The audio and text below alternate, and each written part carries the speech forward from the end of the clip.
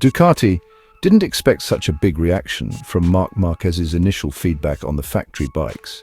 Jack Miller comments that Cal Crutchlow is a terrible person to talk to regarding his 2025 Yamaha MotoGP move. Let's dive into the details and stick around until the end for the full discussion.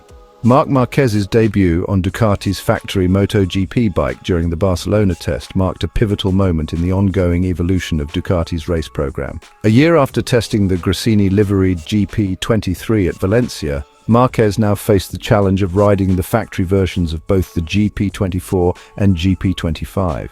These tests provided Ducati with crucial insights, especially considering that the GP25 has yet to undergo any significant development input from riders.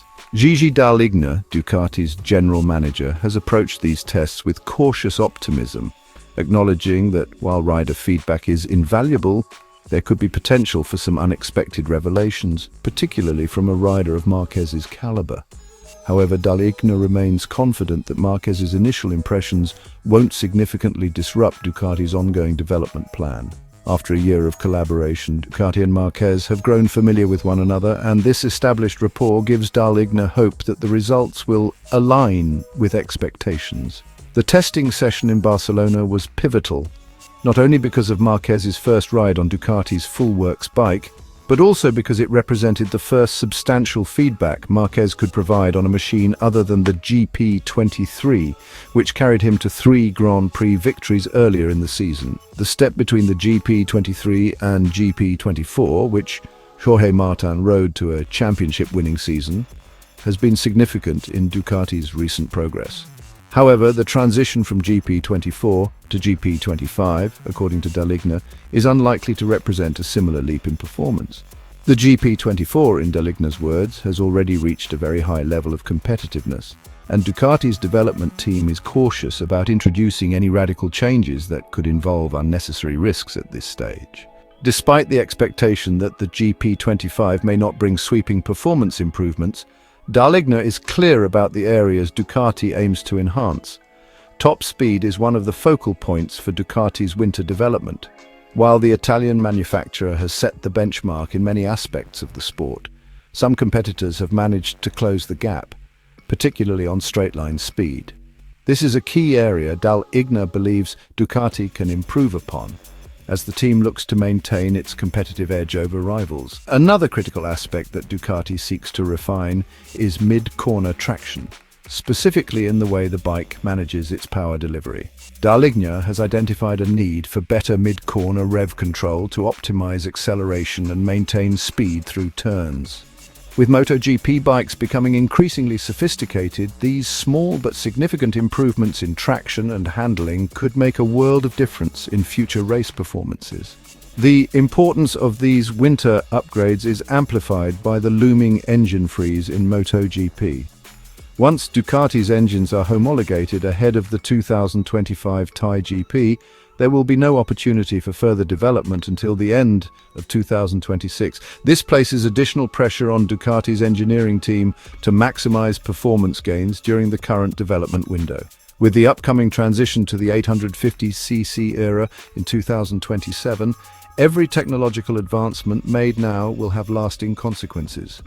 Though Ducati has maintained its dominance in recent years, the margin between success and failure in MotoGP is razor thin.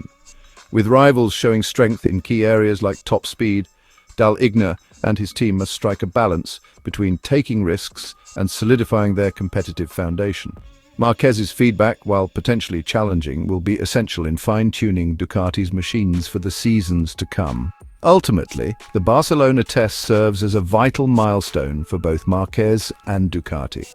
For Marquez, it's an opportunity to familiarize himself with the factory-spec machines that will shape his future in MotoGP. For Ducati, it's a chance to capitalize on feedback from one of the most successful riders in the history of the sport as they continue to push the envelope in MotoGP technology and performance. With top speed and mid-corner traction high on the agenda and the engine freeze looming large, the results of these tests could have far-reaching implications for the next phase of Ducati's dominance in the Premier class.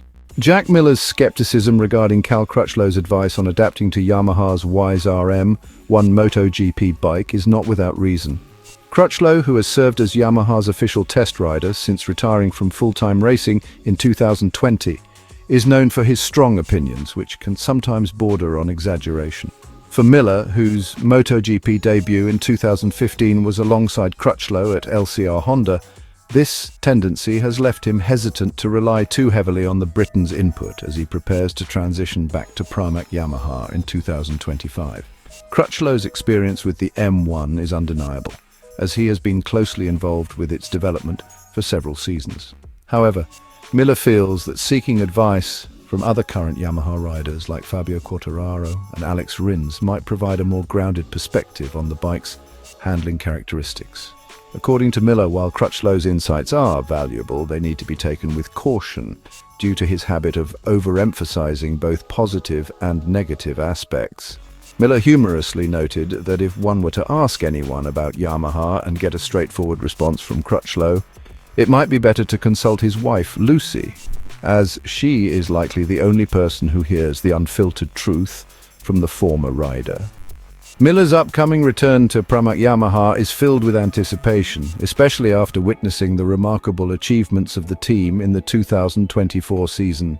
Jorge Martin, riding for PRAMAC Ducati, made history by becoming the first independent rider to win a MotoGP World Championship in the modern four-stroke era.